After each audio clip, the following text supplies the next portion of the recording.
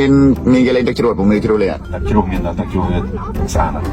ចឹងខ្ញុំទៅមើលទឹកជ្រោះទាំងអស់គ្នាបងប្អូនខ្ញុំពូគាត់ថាកន្លែងហ្នឹងមានកន្លែងលេងទឹកជ្រោះចឹងខ្ញុំមកដីសម័យខ្ញុំគឺចង់ឃើញទឹកជ្រោះនេះជ្រោះមានស្វាយដែរទឹកជ្រោះគេស្វាយខ្ញុំមកគឺមករលេងទឹកជ្រោះពូថាមានទឹកជ្រោះលេង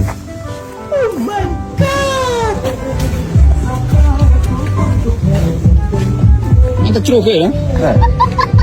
ងាប់ស្រាងបងអូផោខ្ញុំបាត់ហើយបាត់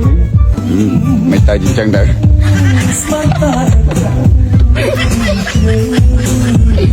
កូនគេមានឪស្រាប់តែអីលើយកឯងធ្វើឪ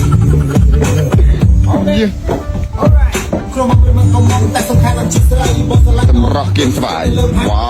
វអូ my god ស្អាតទេបងទឹកជ្រោះហើយណាមិនមែនជ្រោះហ្នឹងណែគេបើកទឹកមកមិនទឹកជ្រោះជ្រោះណា